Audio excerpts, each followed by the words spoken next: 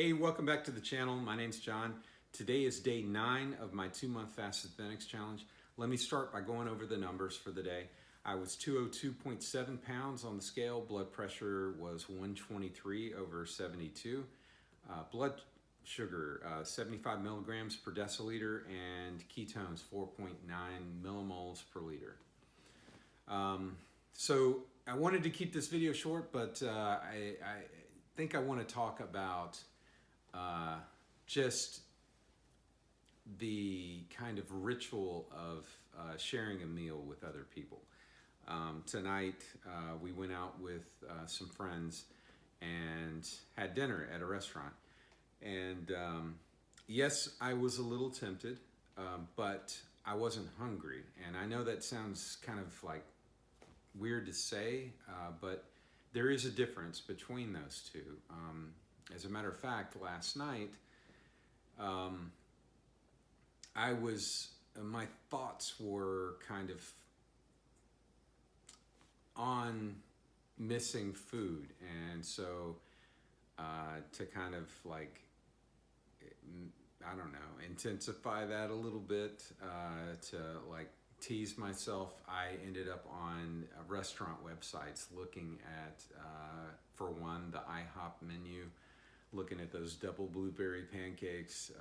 I went to a couple burger chains and was looking at those. I love a good cheeseburger.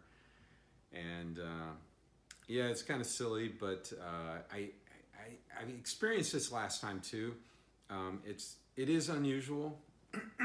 As a matter of fact, I began kind of coming up with reasons to have people over last summer just so that I could make food for other people. And kind of in a silly way, I was wanting to smell it and just kind of like at least experience some pleasure that I was missing. Because going without like tasting food in general is just that's the hardest part for me. It's not that I'm hungry, it's that I'm missing the pleasure of eating the food. So anyway, so fasting kind of puts you in the situation where you are not eating, and it's unusual in a few different ways. A couple that come right to mind. One, for the person that's fasting, maybe you've done this before, maybe you haven't, and if you haven't, maybe you don't want to tempt yourself with preoccupying your thoughts of what other people are eating. And that kind of communal experience of sharing a meal with other people. Generally, you're all eating similar food. You're like having a conversation. You're talking about things. You're experiencing, just consuming like delicious recipes and amazing food. So for the people that are eating and you're not, it's also kind of unusual, because you immediately become aware of the fact that there is someone sitting there. It's like sitting at a bar and one person's not drinking.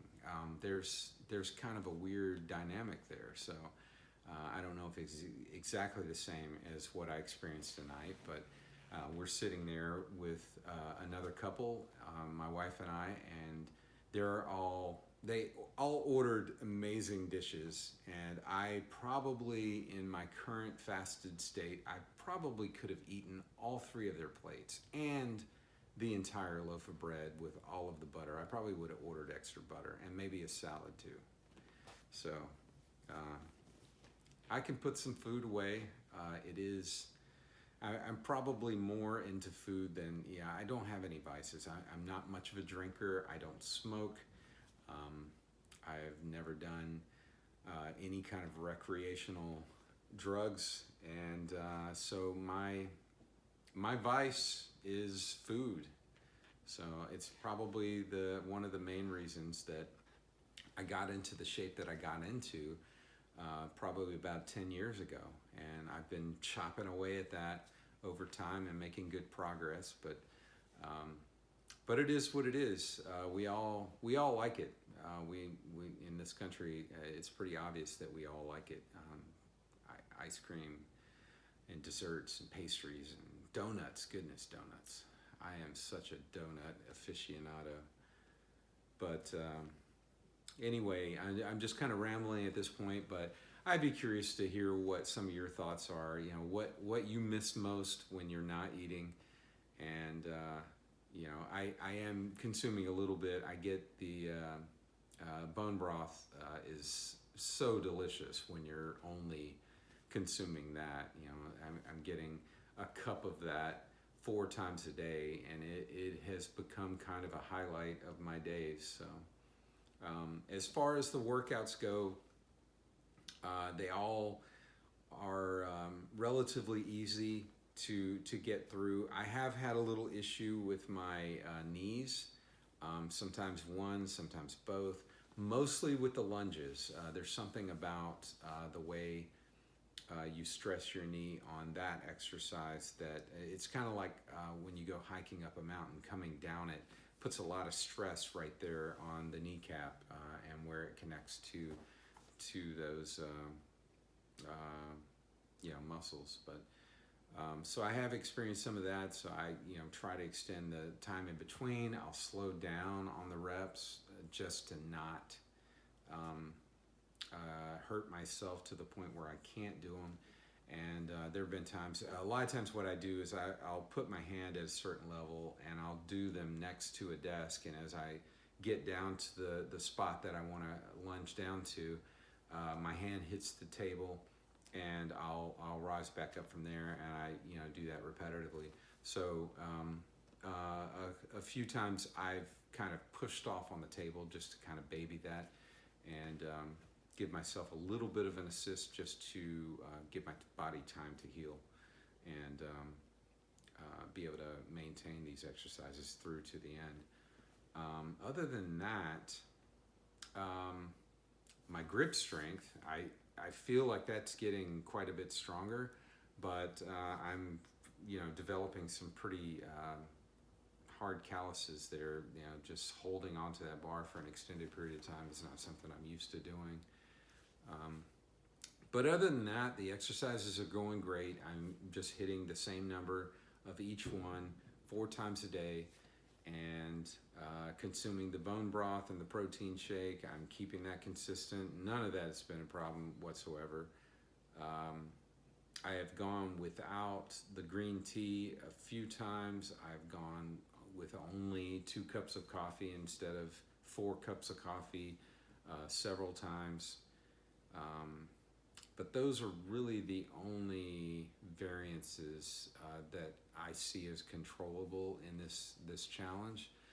So I can't complain.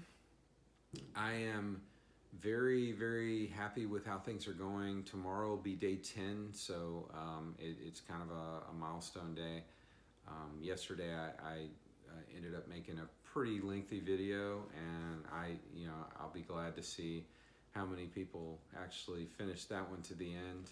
There's a lot of good information in that, but I should at some point after this fast is over, because right now, you've got to admit the logistics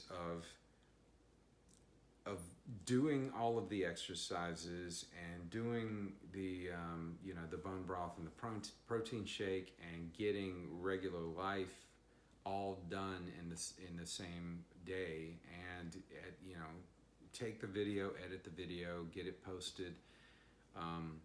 It's quite time consuming. So for now, I'm going to focus on trying to get through the 9 weeks of this, and at a point later in time, I really am looking forward to being able to take some of these long podcasts or books, medical lectures, and just kind of dial those down into a few points, talk about them, reference the source material, and kind of start compiling or aggregating some of these nuggets of wisdom that we're getting from this recent research. So anyway, I've rambled on long enough.